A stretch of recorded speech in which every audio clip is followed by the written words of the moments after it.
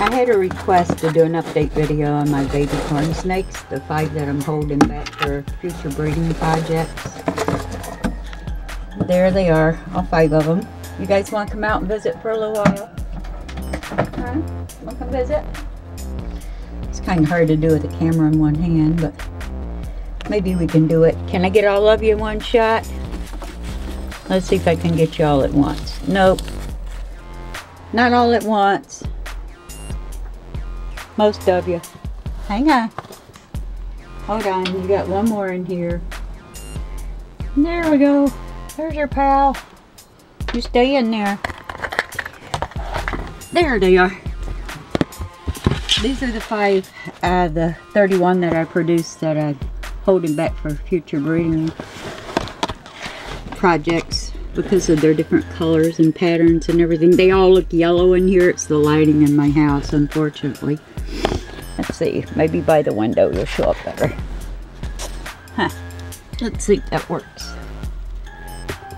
Yeah, that's a little better, huh? But they're very social, very friendly snakes. I see one's getting ready to shed. Got that hazy look, the one on top there. But some of them have the deep, deep coral red and orange, and some are the bright orange and white. Really quite an array of colors and patterns. I'm really proud of them. There was a total of 31 of them, actually. So what are you doing, lady? So what are you doing? I know you're not hungry. You just ate 2 days ago. But this one right here is getting ready to shed. This is picking up. They have purples in them. You can't really see it. This one, especially with the deep copper red. That's really purple, not white. I don't know why my camera doesn't want to pick up the purples. Once in a while in a still shot I can get it, but not all the time. Wow, this one's really getting ready to shed. The one with the Y on his head is my butthead. His name's Spike. He's the boss of all the others. He's the most defensive, and it's kind of funny to watch him because he has one spot that he likes to lay in all the time. And if one of the other ones gets in his spot, he'll run him off and take his spot back. So he's kind of the domineering one in the enclosure with these guys. Pretty much the boss of all of them. He controls them. That's him right there. One with the Y on him. But they're beautiful animals. Very people friendly. I love those deep reds on them. Yeah, we got 1, 2 here. That dark one's getting ready to shed, but you can see the really nice array of colors. There were 31 out of 2 clutches that made it, and I only have 5 left.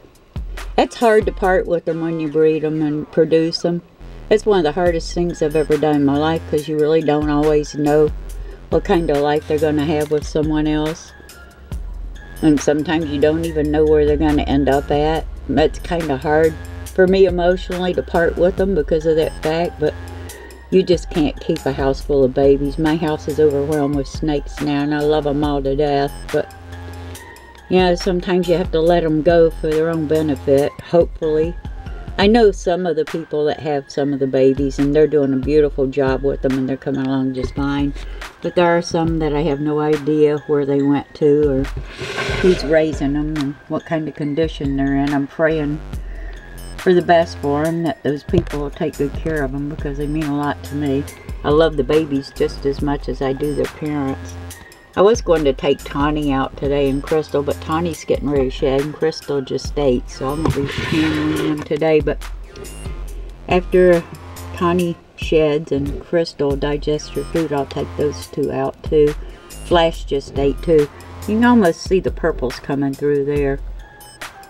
But they're real pretty, like a light colored purple that shines through between the oranges and the reds. You can almost see the purple tint to them. Where are you going? Where do you think you're going? No, you're not. This one's getting ready to shed.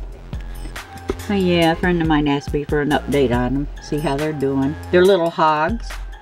Each one of them eats 3 fuzzies, frozen thawed, every feeding. They're great eaters. Never had any problems with them. They're very people friendly. Except for Mr. Butthead with the Y on his head. He's a little, there he is. The one that's trying to What are you doing? What are you doing? He's the one with the really strange patterns right here. You're gonna get upset with me. Don't even start. Don't you start. He's... No, you're not. You just think you are.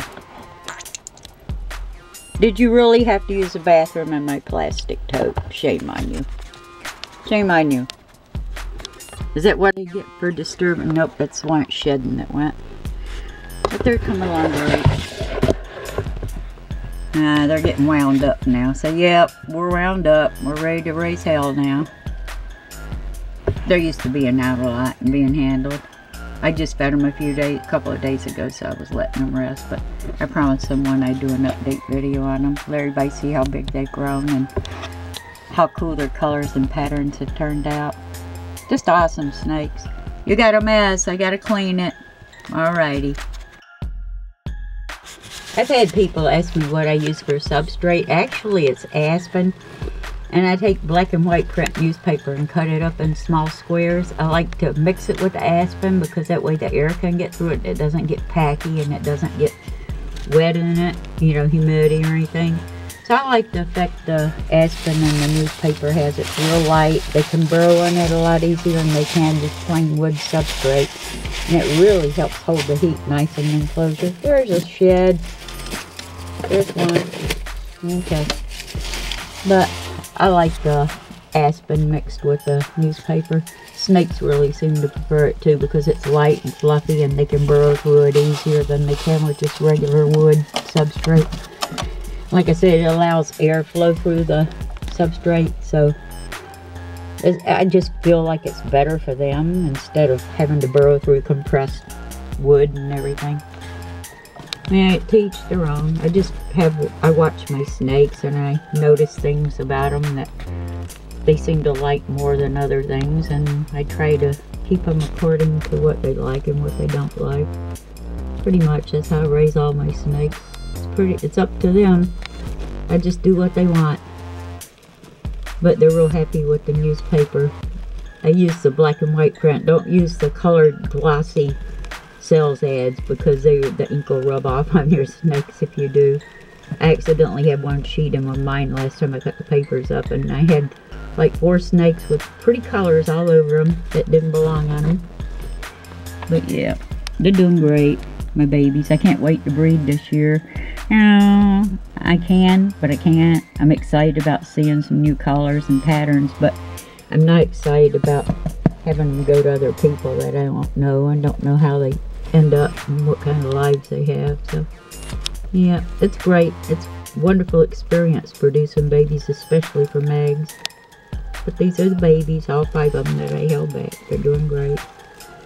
Very people friendly, and they're getting big.